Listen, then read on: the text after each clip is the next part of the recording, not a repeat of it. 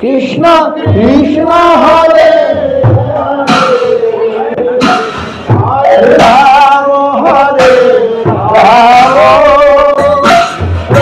রাম হরে হরে হরে কৃষ্ণ কৃষ্ণ কৃষ্ণ কৃষ্ণ হরে হরে হরে রাম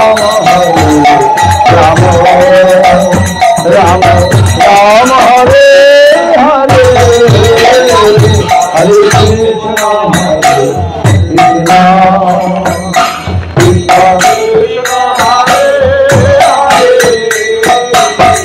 রাম রাম রাম হরে হরে কৃষ্ণ হরে কৃষ্ণ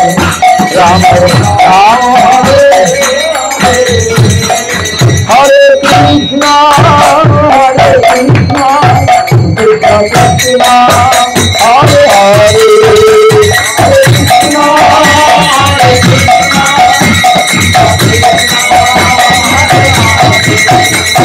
রাম রাম রাম হরে হরে হরে রাম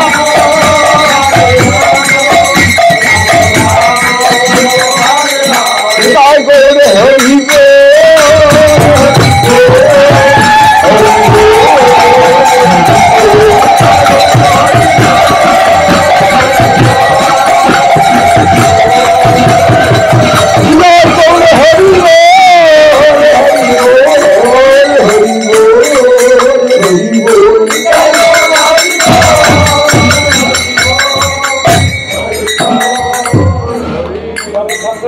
হরি বল। আমরা আজ এই শ্রীক্ষেত্র ধাম পরিক্রমা করতে করতে গুরু বৈষ্ণবের কৃপাতে যেখানে এসেছি, এটি হচ্ছে হরিদাস ঠাকুরের ভজনস্থলী সিদ্ধ বকুল। সকালে আমরা গিয়েছিলাম তার সমাধি, যে সমাধি মহাপ্রভু নিজের হাতে দিয়েছিলেন। আর এই সিদ্ধ বকুলের এই যে স্থানটি আমরা দেখলাম, ওটিও মহাপ্রভুই দিয়েছেন এবং নিজের হাতে। ওখানে রোদ ছিল, ঘরবাড়ি কিছু ছিল না। মহাপ্রভুর কাছে তিনি থাকতে চান, অথচ তিনি জগন্নাথ মন্দিরে প্রবেশ করবেন না। জগন্নাথ মন্দিরের পাণ্ডা পুরোহিতের স্পর্শ না হয় তিনি নিজেকে অধম ভাবতেন। মানে ম্লেচ্ছকুলে জন্মেছেন হরিদাস ঠাকুর। তো মহাপ্রভুই তাকে, মহাপ্রভু সন্ন্যাস নিয়ে চলে আসলে পরে তিনিও এখানে চলে আসেন। তো হরিদাস ঠাকুরকে মহাপ্রভু এই গম্ভীরা থাকতেন, এই তারই কাছে এই টোটাই বাগানে তিনি এই স্থানটি দেখিয়ে দিয়ে বলেন এই স্থানটি হরিদাসকে দেওয়া হোক। তো এখানে রোদ লাগতো, তিনি জগন্নাথের দাঁতন কাঠি, বকুল গাছের দাঁতন কাঠি একদিন এনে পুঁতে দেন। পুঁতে দিলেই সেই গাছটা বিরাট বকুল বৃক্ষ হয়ে যায়। তার তলে বসে হরিদাস ঠাকুর 3 লক্ষ নাম করতেন প্রতিদিন। মহাপ্রভু যখন সমুদ্রে স্নান করতে যেতেন, হরিদাসকে দর্শন দিয়ে যেতেন। হরিদাস ঠাকুর খুব দৈন্য সহকারে থাকতেন, আর গোবিন্দ নিজের সেবকের দ্বারা তাকে প্রসাদ পাঠিয়ে দিতেন। তিনি বয়সে তো বড় ছিলেন, তিনি নামাচার্য রূপে এসেছেন। তো তিনি কে ছিলেন বলেন যে ব্রহ্মা। তিনি কৃষ্ণলীলায় গরু বাছুর সখা এদের চুরি করে কৃষ্ণকে পরীক্ষা করতে চেয়েছিলেন। এই জন্যে তারপরে দেখলেন কৃষ্ণের কি অলৌকিক ক্ষমতা, তিনি আবার সেই গরু বাছুর সখা নিজের শরীর থেকে তৈরি করে বানিয়ে দেন। আর ব্রহ্মা চুরি করছেন সেগুলো আছে, আবার এখানেও আছে।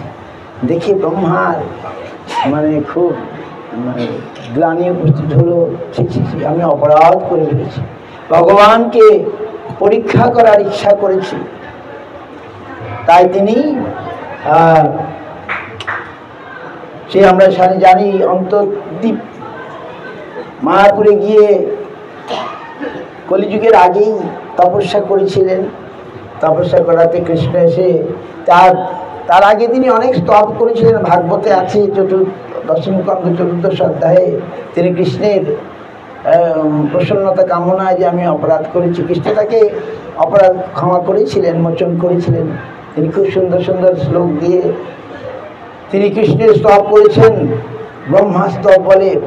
কৃষ্ণ প্রসন্ন হয়েছে। তথাপি তার মনে হলো যে কলিযুগে ভগবান যখন অবতীর্ণ হবেন আমিও তো যাব, কিন্তু আমার যেন আবার দুর্বুদ্ধি না হয়, আমি যেন ভগবানকে পরীক্ষা করতে না যাই। তাই তিনি তপস্যা আরম্ভ করলেন। আর কৃষ্ণ তখন প্রকট হয়ে তাকে তার অন্তরের কথা বললেন। কি অন্তরের কথা? যে কলিযুগে আমি এই রাধা ভাব অঙ্গীকার করে আমি অবতীর্ণ হব গৌরাঙ্গ রূপে, তুমিও আসবে। কিন্তু ব্রহ্মা তখন বলেন, প্রভু আমাকে আপনি আমি প্রার্থনা করি বর দিন যেন আমি অধম করে জন্ম নিই। উচ্চ করে জন্ম নিলে আমার অহংকার হয়ে যাবে, অভিমান হয়ে যাবে, তাই আমার এরকম দুর্মতি হবে আপনাকে পরীক্ষা করার। তাই অধম করে জন্ম নিলে মানুষের অহংকার অভিমানটা কম হয়। দিনেরই অধিক দয়া করেন ভগবান, কুলীন পণ্ডিত ধনীর বড় অভিমান। ভগবান বলেন তাই হবে, কিন্তু তুমি হবে নামের আচার্য, নামাচার্য। সেই হরিদাস ঠাকুর তিনি চলে আসলেন মহাপ্রভুর কাছে থাকবার জন্যে। আর মহাপ্রভু তাকে দর্শন দিতেন একদিন। তো সিদ্ধ বকুলে তলায় তিনি থাকতেন। তো এখানে অনেক লীলা, হরিদাসের নির্জান লীলা এখানেই হয়েছিল। তিনি তার দেহ ত্যাগ করেছিলেন এখানে। মহাপ্রভু প্রতিদিন আসতেন, আবার গোবিন্দকে দিয়ে প্রসাদ পাঠাতেন। গোবিন্দ একদিন প্রসাদ নিয়ে এসেছেন। হরিদাস বললেন যে আজ আমি প্রসাদ খাবো না। কেন? আমার সংখ্যা নাম পূর্ণ হচ্ছে না। যাই এক রঞ্চ নিয়ে প্রসাদ সম্মান করলেন। মহাপ্রভু জানতে চাইলেন কি ব্যাধি হয়েছে তোমার? বলে কি বলবো, আমার সংখ্যা নাম পূর্ণ হচ্ছে না। মহাপ্রভু বললেন তুমি বৃদ্ধ, সাধনে তোমার এত আর আগ্রহ দরকার নেই, সংখ্যা অল্প করো। 3 লক্ষ নাম করতে তার 24 ঘন্টা প্রায় লেগে যেত, তিনি তাও করতেন। তো তার আগে তো হরিদাস ঠাকুরের অনেক মহিমা আপনারা জানেন। বেশ্যাকে উদ্ধার করেছিলেন, আরও সব যারা তার প্রতি অপরাধ করেছিল তাদেরকেও তিনি উদ্ধার করেছিলেন, মানে কৃপা করেছিলেন। তো সেই হরিদাস ঠাকুর, তো তার মহিমা চৈতন্য ভাগবতে, চৈতন্য চৈতামৃতে সব লেখা আছে। কাজী তাকে 22 বাজারে ব্যত্রাঘাত করে তার প্রাণ নিতে চেয়েছিল, তবু তিনি মরেননি। 22 বাজারে তাকে বলেছিল যে তুমি হরিনাম ছেড়ে দাও, তুমি যে কুলে জন্মেছ সেই আল্লাহর নাম করো। সে বলে না, সেই আল্লাহর নাম একই নাম, ভিন্ন ভিন্নভাবে করো, কিন্তু আমি খণ্ড খণ্ড হয়ে দেহ যায় যদি প্রাণ, তথাপি বদনে না ছাড়িল হরিনাম। আমি হরিনাম ছাড়ো, আমাকে খণ্ড খণ্ড করে ফেললো। পুরাণে সেই একই তত্ত্বের কথা বলা হচ্ছে, কিন্তু আমি কৃষ্ণ নামের মহিমা বেশি, তো আমি কৃষ্ণ নাম ছাড়বো না। তখন বললো যদি না ছাড়ো তোমাকে 22 বাজারে শাস্তি দেওয়া হলো। সে যে কথা বলল বিচারপতি সেটা বুঝে গেল, ঠিকই বলেছে। তথাপি কাজী বললো না, একে ছেড়ে দেওয়া যাবে না, তাহলে আমাদের সব মুসলমান এই হিন্দু হয়ে যাবে বা এই হিন্দুর নাম কীর্তন করবে। তাই কি করা যায়, একে 22 বাজারে বেত্রাঘাত করা হোক। 22 বাজারে বেত্রাঘাত করা হলো। কিন্তু হরিদাস ঠাকুর সব সময় মানে হাত জোর করে বলছে, যারা আমায় মারছে রাজ্য ভগবান তাদের ক্ষমা করে দাও। তো তাহলে তো ভগবান তখনই এদেরকে সুদর্শন চক্র দিয়ে মেরে ফেলতেন। যারা মারছে তারা মানে মেরেই যাচ্ছে হরিদাস, কিছু হচ্ছে, ভগবান নিজে রক্ষা করছেন। হরিদাসের বেত্রাঘাত ভগবান নিজে নিয়ে নিচ্ছেন, হরিদাসের কিছু হচ্ছে না। তিনি নাম করতে করতে 22 বাজার অতিক্রম করে যাচ্ছেন। তখন যারা মারছে তারা বলছে, প্রভু তুমি মরছো না, এখন আমাদের মরতে হবে। তারা কাজী বলবে যে আমরা তোমায় মারছি না। ঠিক আছে, তাই এই দেখো আমি মরে যাচ্ছি। এই বলে তিনি ভাব সমাধি নিয়ে নিলেন, বাইরে কোনো তার ইয়ে নাই। প্রাণ নাই মনে হচ্ছে। আর বাজারে মারা পড়ে তো আর বাঁচে কেউ। তখন কাজী সব আসলো, বললো, মুলুকপতি বললো একে কবর দিয়ে দাও। কাজী বললো না না না, কবর না, কবর দিলে তো আর ভালো গতি হয়ে যাবে, কে এই গঙ্গায় ফেলে দাও। এই গঙ্গা সেই শান্তিপুরের কাছে গঙ্গা, সেই ফুলিয়ার কাছে গঙ্গা, সেই ফেলে দেওয়া হলে সেই গঙ্গায় ভাসতে ভাসতে কাজী মানে হরিদাস আবার ফুলিয়ায় উঠে আবার হরিনাম করলেন, হরিনাম করতে শুরু করলেন।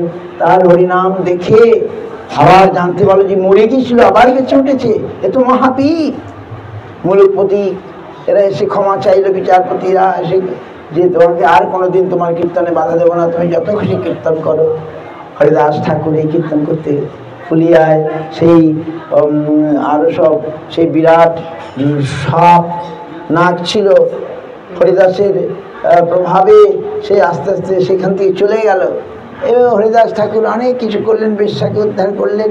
তারপরে যখন এখানে চলে আসলেন, তার নির্জন তিনি ইচ্ছা মৃত্যু চেয়ে নিলেন। মহাপ্রভু বললেন যে তুমি চলে গেলে আমি কি করে থাকবো? হরিদাস দৈন্য বললেন, না না, আমি পিপিলিকা, পিঁপড়ের মতো তোমার কত ভক্ত আছে, আমি এটাই চাইছি তোমার ওই চাঁদ বদন দেখতে দেখতে, তোমার সেই কি বলে চরণ আমার হৃদয়ে ধারণ করতে করতে, তোমার শ্রীকৃষ্ণ চৈতন্য নাম উচ্চারণ করতে করতে আমি এই দেহটা ছাড়বো প্রভু, এই আমি প্রার্থনা করছি। মহাপ্রভু শুনে বললেন, হরিদাস তোমাকে নিয়ে আমার সঙ্গ, তুমি চলে গেলে আমি কার সঙ্গ করব? যাই হোক, ভগবান ভক্তের ইচ্ছা পূর্ণ করেন। পরের দিনে আবার মহাপ্রভু ভক্তবৃন্দ নিয়ে সংকীর্তন করে করে করতে করতে এখানে আসলেন। আর হরিদাস এই মহাপ্রভুকে সামনে বসিয়ে তার হৃদয়কে, তার চরণকে হৃদয়ে স্থাপন করে আর চোখ দিয়ে মহাপ্রভু বদন কমল দর্শন করতে করতে আর মুখে তিনি শ্রীকৃষ্ণ চৈতন্য শ্রীকৃষ্ণ চৈতন্য নাম উচ্চারণ করতে করতে তার ওই দেহটা ত্যাগ করলেন, প্রাণ ত্যাগ করলেন। হরিদাস ঠাকুর সারা জীবন হরিনাম করলেন, হরে কৃষ্ণ মহামন্ত্র করলেন, কিন্তু আজকে কি নাম করলেন? শ্রীকৃষ্ণ চৈতন্য শ্রীকৃষ্ণ চৈতন্য শ্রীকৃষ্ণ চৈতন্য নাম করিতে উচ্চারণ, নামের সহিত প্রাণ করিল উৎক্রমণ। শ্রীকৃষ্ণ চৈতন্যই স্বয়ং ভগবান, রাধা কৃষ্ণ ব্যতীত তরু। তো হরিদাস ঠাকুরের এই দেহ যখন ত্যাগ করলেন, তখন মহাপ্রভু নিজে তাকে এখান থেকে সেই ভক্তবৃন্দ সহ সেই বিমানে চড়াইয়া, মানে এরকম কাঁধের মধ্যে নিয়া সেই সমুদ্রে গেলেন, স্নান করালেন, তারপরে ওখানে সমাধি দিলেন। আজ আমরা দেখলাম সকালে, আর সমাধি দিলেন। আর আবার সেদিনই মহোৎসব করলেন, নিজের হাতে এই আনন্দ বাজারে গিয়ে ভিক্ষা করলেন। অনেক প্রসারীরা ভিক্ষা দিল, ডাল সবজি প্রসাদ যত কিছু সব ভার ভারে আসলো। মহাপ্রভু হরিদাসের বিজয় উৎসব করলেন, নিজের হাতে পরিবেশন করলেন। তারপরে বললেন, হরিদাসের বিজয় উৎসব যে কইল দর্শন, যে ইহা নৃত্য কইল, যে কইল কীর্তন, আর যে তার মধ্যে মহোৎসবে যে কইল ভোজন, অচিরাতে তা সবার হবে কৃষ্ণ প্রাপ্তি। হরিদাস দর্শনে হয় ঐচ্ছে শক্তি। মহাপ্রভু যেন বর দিয়ে দিলেন তার ভক্ত হরিদাসের জন্য, যে কিছু একটু করেছে। বিজয় উৎসব হরিদাস যে কইল দর্শন, যে তাদের বালিকা দিতে কইল গমন, তার মধ্যে কইল হরিদাসের যে কইল কীর্তন, আর শেষ পর্যন্ত যে কিনা একটু মহাপ্রসাদ ভোজন করলো। অচিরে তারা কৃষ্ণ পেয়ে যাবে, কৃষ্ণ প্রাপ্তি হবে, এইরকম মহাপ্রভু বর দিয়ে দিলেন। মহাপ্রভু ভগবান তার ভক্তের বিরহ উৎসব নিজের হাতে করলেন। এবার হরিদাস ঠাকুর এই সমাধি নিজে রচনা করলেন, ভক্তবৃন্দকে নিয়ে পরিক্রমা করলেন। এই সমাধি দিয়ে স্নান করিয়ে তাকে এনে নতুন কাপড় বস্ত্র পরিয়ে মালা চন্দন প্রসাদ আদি দিয়ে তাকে সমাধি দিলেন। আর সমাধিকে যারা দর্শন করবেন, এই জন্য মহাপ্রভু ভক্তগণ আসলে, পুরী ধামে আসলে আগে ওই সমুদ্র স্নান করেই হরিদাসের সমাধি দর্শন করতেন, তার চরণে প্রণাম করতেন। তার কৃপা হলে আমাদের নামে রুচি হবে, নামের আচার্য হরিদাস। তো এখন হরিদাস ঠাকুর চলে গেছেন অনেক কাল। তাই এই যে রাজার লোক এসে একদিন এই বকুল গাছটা বিরাট এরকম তার কাণ্ড, তারা বলে গেল এক বাবাজি মহন্ত, তিনি এখানে থাকতেন, সেবা করতেন হরিদাস ঠাকুরের এই ভজনস্থলী। রাজার লোক এসে বলে গেল আমরা গাছটা কাল সকালে এসে কেটে নিয়ে যাব, এই রথের চাকা টাকা বানাবো কিছু। হরিদাস এই স্মৃতি জড়িত বকুল গাছ মহাপ্রভু রোপিত। বাবাজি মহন্তজি বললেন না না না না, এটা হরিদাসের স্মৃতি বহন করেছে, আপনারা নেবেন না, মহাপ্রভু নিজের হাতে পোতা। কিন্তু রাজশক্তি তারা কি আর শোনে? তারা পরের দিন কাটার সেই করার টরার সব দা কোড়াল করার সব নিয়ে আসলো, এসে দেখে এক অলৌকিক কাণ্ড। কি হয়েছে? গাছের যে ভিতরের যে সার অংশ সেটা নাই, খালি বাকলের উপরে দাঁড়িয়ে আছে। ভগবানের আর ভক্তদের কি পাওয়ার! ভক্ত কখনোই চাইলেন না যে, কিন্তু রাজশক্তি শুনল না, তারা আসলো, এসে দেখুন ভগবানের কি লীলা, অলৌকিক লীলা। তার ভক্তের এই স্মৃতি এবং এই বৃক্ষ, সেও সিদ্ধি লাভ করেছে, ভক্তকে সেবা করেছে, ভক্তকে ছায়া দিয়েছে। সে সেবার ফলে তখন এই ঘর বাড়ি কিছু ছিল না, সেই বকুল গাছ সিদ্ধি লাভ করেছে। তখন রাজশক্তি ফিরে গেল। হরিদাসের মহিমা এবং আর সিদ্ধ বকুলের মহিমা জগতে প্রচার হয়ে গেল। আজও সেই সিদ্ধ বকুল আছে, শুধু বাকলের উপরে। আপনারা দেবেন সামনে গিয়ে একবারে বাকলের উপরে কোনো প্রকারে মানে কোনো প্রকারে ভালোভাবেই দাঁড়িয়ে আছে। আজ কত কাল হয়েছে, 500 বছরের উপরে, 550 বছর হয়ে গেছে। সেই বৃক্ষ এখনো আছে, বকুল বৃক্ষ। তো আমরা সেই সিদ্ধ বকুল, এর জন্য তাকে সিদ্ধি লাভ করেছি বলে সিদ্ধ বকুল নাম হয়ে গেল। সেই স্থান হরিদাস ঠাকুরের স্থান। মহাপ্রভুর পরম ভক্ত হরিদাস, হরিদাস ছিলা পৃথিবীর শিরোমণি, হরিদাস বিনা রত্ন শূন্য হইল মেদিনী। মহাপ্রভু এরকম ভাবে বলেছে। সেই হরিদাস ঠাকুরের ভজনস্থলীতে আমরা এসি। রূপ সনাতন, তারা ম্লেচ্ছ রাজা, চাকরি করতেন বলে তারা অন্য কোথাও যেতেন না, হরিদাস ঠাকুর কাছে এসে থাকতেন। এরকম লীলা করেছেন। আর ভক্তগণ সেই হরিদাস ঠাকুরকে প্রণাম করতে, তার এই সিদ্ধি মানে ভজনস্থলী, তার সিদ্ধ বকুল দর্শন করতে আজও লোক আসেন। এই স্থানেও এখানে ভক্তগণ মন্দির রাজি রচনা করেছেন। তো আমরা সেই স্থানে এসে ভাগ্য ফলে আমি যথাশক্তি ওরা বললো কিছু প্রণামে দিয়ে যাবেন। আচ্ছা, এবারে বলি, আমরা যেখানে আছি তার ঠিকানাটা আপনারা হয়তো সকলে জানেন না, পাছে কেউ হারিয়ে যান, মনে রাখবেন দুটি কথা, তাহলে হারিয়ে গেল টোটো করে যেতে পারবেন। আমরা যে জায়গায় থাকি এটাকে বলে বলিয়া পান্ডা, বলিয়া পান্ডা মনে থাকবে। আর সেটা যদি মনে না থাকে, উড়িষ্যা ভবন, ডান দিকে বড় বাড়িটা, উড়িষ্যা ভবন বললেই ওখানে আপনারা যে কেউ নিয়ে আসবে। বলিয়া পান্ডা, উড়িষ্যা ভবনের কাছে মঠ, আমাদের যে মঠ রূপানন্দ সেবাশ্রম, বলিয়া পান্ডা উড়িষ্যা ভবন, এটি মনে রাখবেন। হারিয়ে গেলে অনেক লোকের সঙ্গে তো, তাহলে আমরা যেতে পারবেন। বলিয়া পান্ডা উড়িষ্যা ভবনের সামনেই আমাদের মঠ, রূপানন্দ সেবাশ্রম মঠ। আর ফোন নাম্বার টাম্বার সব রেখে দেবেন, কোথাও কখন কিছু হলে হারিয়ে গেলে ভিড়ের মধ্যে। এখন আমরা ফিরে যাব নাকি? এখন আমরা তাড়াতাড়ি, যারা পারবেন না টোটো করে চলে যাবেন বলিয়া পান্ডা উড়িষ্যা ভবন, আমরা ফিরে যাব। এই কথা থাকলো নাকি? বাঞ্ছা কল্পতরুভ্যশ্চ কৃপা সিন্ধুভ্যেব চ পতিতানাং পাবনেভ্যো বৈষ্ণবেভ্যো নমো নমঃ।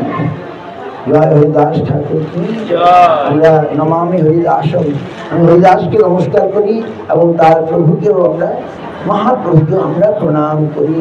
জয় হরিদাস, জয় হরিদাস, জয় হরিদাস, জয় হরিদাস, জয় হরিদাস, জয় জয় হরিদাস, জয় হরিদাস, জয় হরিদাস, জয় হরিদাস, জয় হরিদাস, জয় হরিদাস, জয় হরিদাস, জয় হরিদাস, জয় জয় হরিদাস, জয় হরিদাস, জয় হরিদাস, জয় জয় হরিদাস, জয় হরিদাস, জয় জয় হরিদাস, জয় হরিদাস, জয় জয় হরিদাস, জয় হরিদাস, জয় হরিদাস, জয় হরিদাস, জয়